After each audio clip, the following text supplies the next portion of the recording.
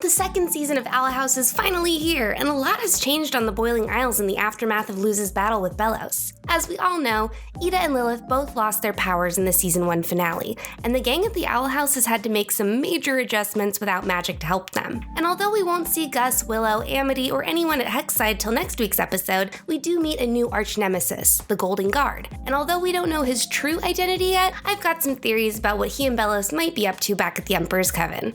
I'm Whitney Van Lanningham, and today I'm breaking down Season 2, Episode 1 of The Owl House, Separate Tides. Before we get started, let me tell you about our Patreon real quick. Pretty much every dollar donated goes towards feeding Pugsley, and in return we'll send you cool stickers, one-of-a-kind Polaroids, and more interactive events as we grow. If you can't part ways with your dollars, it's all good, we're broke too. But please spread the word about Whitney Vision to all your friends. Now, on to The Owl House. The episode opens up with an intro mirroring the intro of Season 1, Episode 1, where Luz is acting out the story of the good witch Azura. It's really cool to see how far she's come as a witch. Instead of fantasizing about fighting monsters with magic powers, she's actually doing it. Ugh, our baby is growing up so fast. It's been a week and a half since Belos tried to perform his petrification spell on Eda.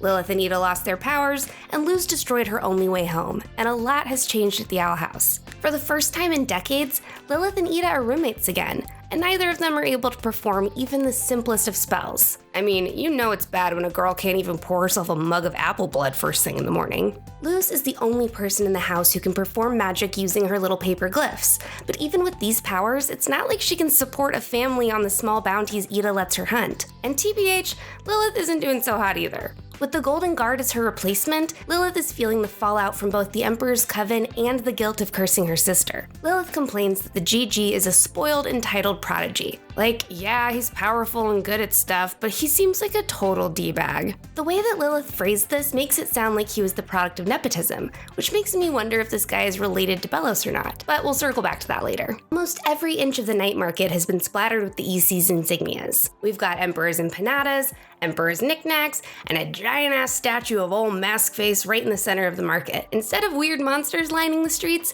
there are only guards, and it definitely seems like Belos has gone to great lengths to stamp out any riffraff. There's even a pro-Coven guy decked out in vaguely threatening ads for the EC. He's literally got a sign that says join a coven or else, but he also has this huge creepy smile on his face, like he's an Amazon employee during a performative meet and greet with Jeff Bezos. I get that witches are scared of going back to the Savage Ages, but is living in this police state really better? Luz suggests that they go after the biggest bounty available in order to boost their confidence and show those haters what's what, but Eda refuses. Instead, she sends Luz after the abominable Cutie Pie, hardly a worthy target of the good witch Luz, while she and Lilith have a talk.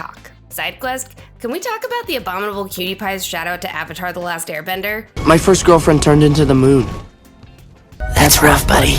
Eda tells Lilith they aren't bringing in enough money as bounty hunters, and that she wasn't even able to afford apple blood this week. Instead, she spent their precious snails on griffin eggs for Luz because they're one of the only things that baby girl can digest on the BI. Does that mean that Luz was just pooping her brains out for the first few weeks she was here? Lol. In all seriousness, it's really sweet that Eda's become such a mom type towards her sweet little baby human. She's become a more selfless person since meeting Luz, and I love that she's so heart-set on taking care of her. But griffin eggs don't sound like they come cheap, and with Lilith in the house as well, they've got 4 mouths to feed. Cody doesn't count because I'm pretty sure he finds weird stuff to eat all on his own. Feeling guilty, Luz decides that she needs to take matters into her own hands in order to help out. She thinks that if it wasn't for her, Eda never would have gotten caught by the Emperor, partially petrified, and lost all of her magic. And because Lilith saved her sister, she's out of juice too. And without her gig working for Belos, she's also fully broke. Luz feels like if she had never shown up in the first place, everything would have continued on as normal for the two sisters. So she vows to take on the biggest bounty she can find. And where do you find a bounty on the Boiling Isles? Greg's List, of course. Among her potential captures are Great Snake, Scratcher, Three-Eyed Toad, Knife Baby, Abominable Cutie Pie, Prize Thief, Mean Slime, the Eye,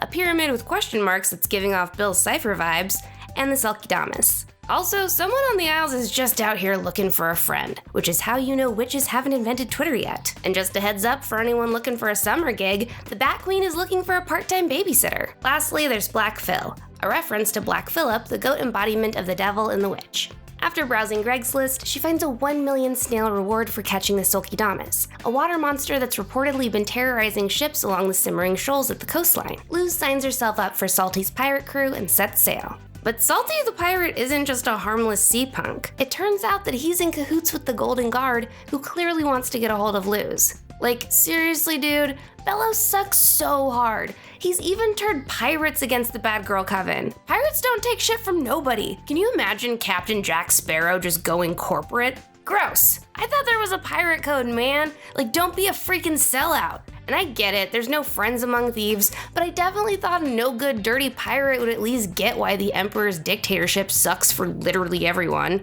Belos has people brainwashed, dude. It is not cool. Real quick, Luz is rocking the Team Aqua Grunt Spring Collection this week. Maybe after she collects the Sulkydamus, she can find the blue orb and catch herself a Kyogre. On board Salty's ship, King discovers that the vessel they're on belongs to the Emperor's Coven and is kidnapped by the Golden Guard before he can tell Luz. To get him back, the Golden Guard orders them to slay the Sulkydamus. Luz's glyph magic is no match for this dude's high-tech staff, so she and Ida are forced to comply with his threats. Back at the Owl House, Lilith has decided to get her sister a gift to apologize for cursing her. After thumbing through a potions book, she decides to make her a scrying potion, aka a way for Ida to spy on the ongoings at the Emperor's castle. This potion is the ultimate cure for FOMO. In order to brew it, Lilith must gather fire bee honey, porcupine quills, a snaggleback snaggletooth, and fairy tears, none of which will be easy to get without magic. Hooty offers to help Lilith, who he has fondly nicknamed Lulu, but she declines, insisting that this is something she has to do alone. Unfortunately,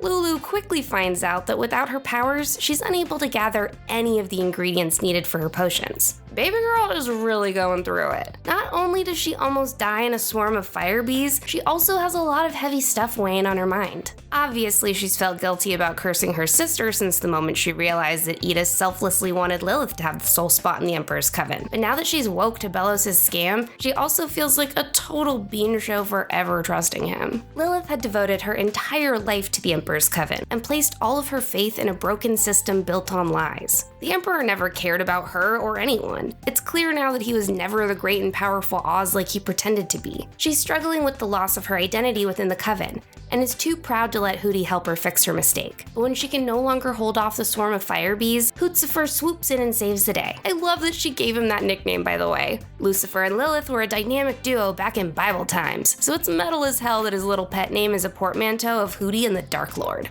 With the potion complete, Ida, Lilith, King, Luz, and Hooty are able to peek directly into the Emperor's castle, and what they see is a bunch of guards standing around looking doofy. Lilith deduces that this means that they're disorganized and lost without her leadership, and predicts that the castle will be particularly vulnerable to shenanigans, should Ida want to pull any. But the group walks away from the cauldron too soon. Suddenly, Belos' insignia appears on the wall of the castle, causing some of the guards to look back at it in surprise. It zooms in to show Belos with a nearly fixed portal, and he looks directly to camera when he says, "Knock knock, human." To me, this implies that Belos is aware that the Owl House is spying on him. After all, back at the castle, he did prove to be omniscient when he caught Willow, Gus, and Luz in the relic room. If he knows that Ida is spying on him, does that mean that he can spy on them back through the cauldron? I wonder if the spell works as a two-way portal, or if Belos is also omnipresent. In case you get those two mixed up like I do, omniscience is the capacity to know everything, and omnipresence is the ability to be everywhere. Is Belos really able to hear their conversations from anywhere,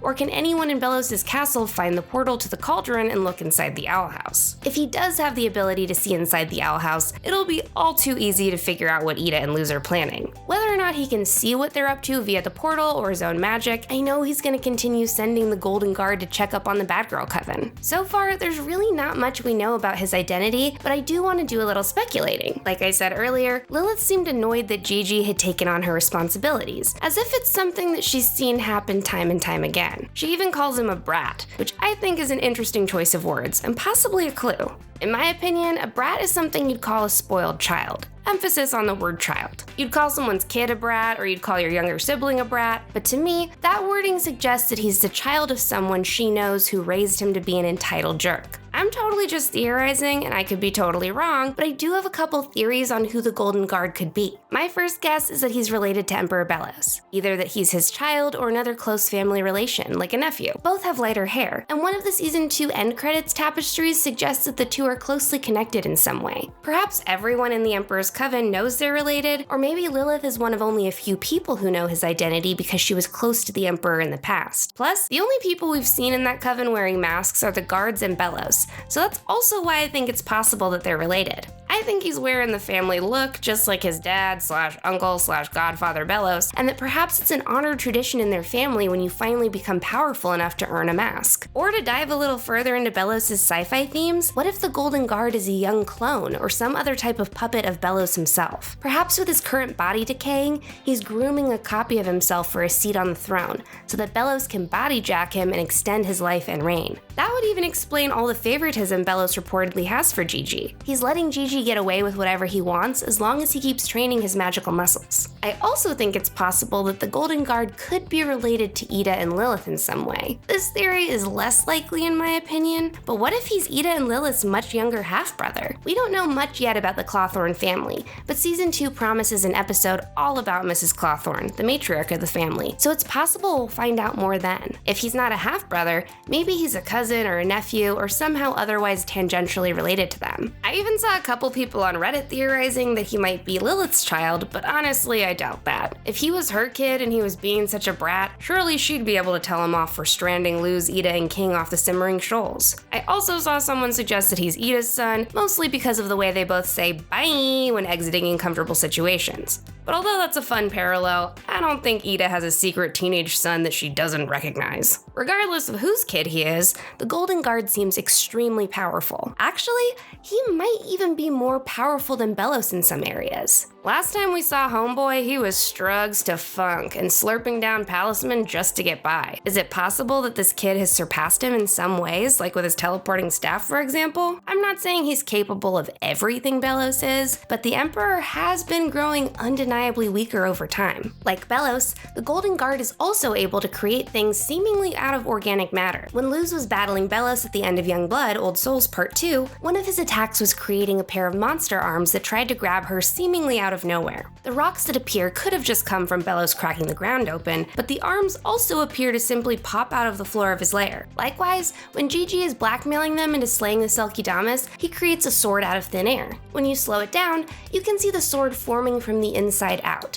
seemingly from organic material as well. Last season, I theorized that Belos was lying about being connected to the Titan, but this has me questioning that now. Are Belos and the Golden Guard really linked with the Titan and thus able to create organic material out of thin air? Or am I totally overthinking this and they're just performing normal spells? I'm also curious about why the Golden Guard wanted Ida and Luz to kill that Selkie-Damas so badly, but didn't even bother to confirm that she was dead. Sorry to get dark, but if he didn't want to sell her body parts or at least her Selkie grist at the night market, why did Belos want her exterminated? As Ida pointed out, Selkie-Damas are normally peaceful creatures, but the Emperor's ships had clearly been provoking her and her child lately. But why?